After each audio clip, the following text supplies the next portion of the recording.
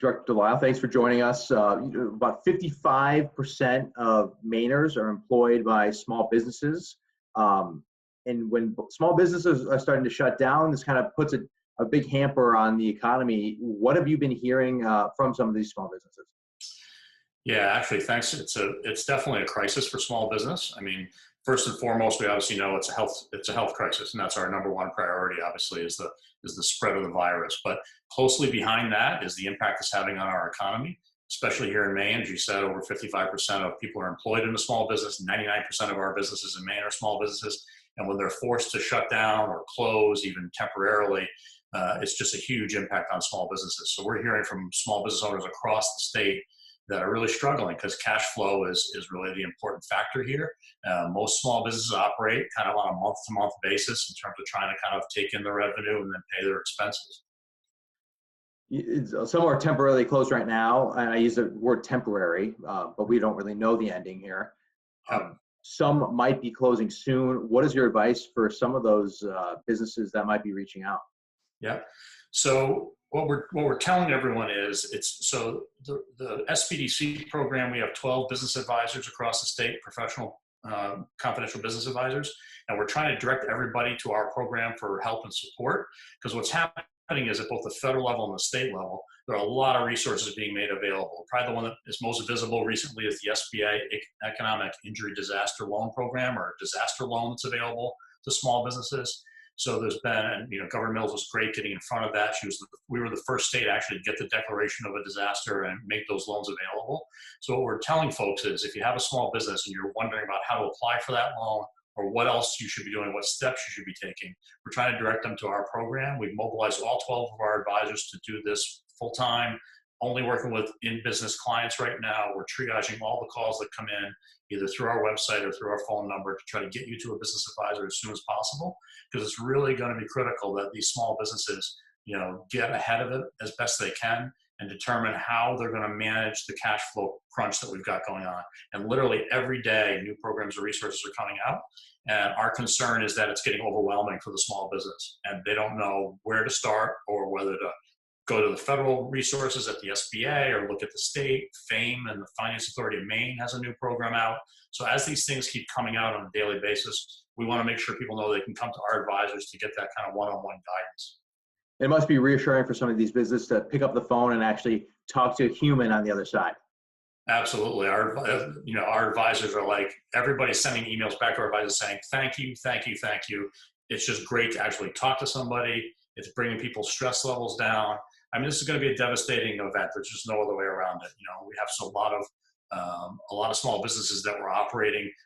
It's probably the worst time of the season for our small businesses. It's not coming after the seasonal, spike in business that we would have in the fall. Most of these businesses, get a little challenged coming through the winter, and they're counting on a big tourism season and seasonal businesses. So this is going to be difficult. And there's no other way around that. But there are a lot of programs coming out right now to help small businesses, and hopefully the key is going to be, can we get the programs? Can we get cash in hand quickly? If there's too long of a lead time on this, it's going to be too challenging. And I've been giving that feedback to our congressional offices in Washington. I know Senator Collins is working hard on another piece of federal legislation that will try to get more funding available for small businesses to make their payroll, specifically just to make payroll, and get that out to the small businesses as quickly as possible. I'm hopeful that moves through the Congress in the beginning of the week. So what are some of the do's and don'ts for the short term, and let's say 6-9 months out from now? Yep. So the short term is for a small business, if you're already closed, either partially or fully, or if you anticipate that you may need to close in the very near term, it's all a question of try to be prepared and plan for that. So look at your cash flow, look at what you've got on hand, cut any unnecessary expenses right now, conserve cash as best you can. Talk to your creditors, talk to your landlord, look for deferments, look for delayed payment. It's all going to be things that you can do to kind of buffer the impact on your cash flow. So take those steps now. Don't wait until it gets to be too late.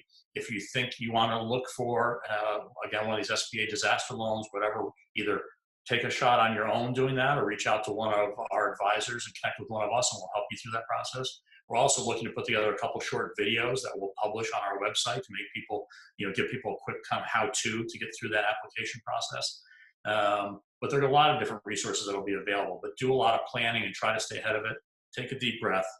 Try not to get too wound up about the situation, and work with your employees. Try to do the best you can in terms of managing the impact on all of us as we go through it. Many people hear the term loan and maybe are a little scared to hear that word. Is that better than the alternative of closing down? Well, I mean, that's the advantage of getting with one of our business advisors is we'll kind of look at your overall situation. And we had this conversation in our own network kind of meetings where we're talking about what if you have a business that's operating kind of on the edge? Is it right for them, meaning on the edge, meaning, they're already struggling. Should they really take on another loan? And we're going to guide them to that decision. Who knows? It's not, there's no crystal ball. We don't know how long this is going to last. We don't know what the overall impact will be. Most of these loans are designed to be very low interest. They're allowing some deferred payments on them, so you don't have to start paying on the loan right away. They can extend the term to a longer term. So there are ways to make it as manageable as possible in terms of the debt. And who knows? Maybe we'll see something come out that's even better from the federal or state governments because they're all recognizing the dramatic impact this is going to have on small business. Is this something that small businesses should check in with you guys on a daily basis, or how often should they check in? Certainly, stay connected, mainesbdc.org for the website to see what's going on. We're posting new information on that all the time. Sign up for our newsletter. We are putting out electronic newsletters regularly just with specific information on this topic in terms of how to be proactive about the disruption to your business. So certainly, stay connected that way, or request advising and get in the queue. And we're working as hard as we can to get everybody into, we're doing all of our work like everybody is. We're doing all of our work virtually. So it's all being done with using this type of technology. But our advisors are really dedicated and working hard to get to everybody as quickly as we can. And you mentioned a lot of people are kind of in queue. How many businesses do you think you guys have talked to or are on that wait list? We've been so, busy responding. I don't even have a sense. I know our advisors are all booked. I had, multiple voicemails in my own personal voicemail box today that we're kind of, triaging and getting out. So it's busy, but we're working very busy. We're working really hard to kind of get everybody served as soon as we can. Mark, is there anything else you want to mention? Take care of yourselves. I guess the other thing that we wanted to kind of put out there, and you're starting to see some of this in the media that we're sharing, is also reach out and try to support your community and your small businesses. I think it was Lewiston's mayor came out with a plea today to say, please support your small businesses. So be thinking of that. I have a dog walker and I'm home now. I'm still using my dog walker to the best I can, right?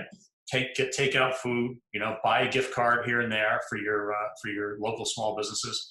It makes a big difference because again, their problem right now is they can't open and they can't sell their normal vehicles. So do what you can to try to support your community and your local small businesses. That'd be great.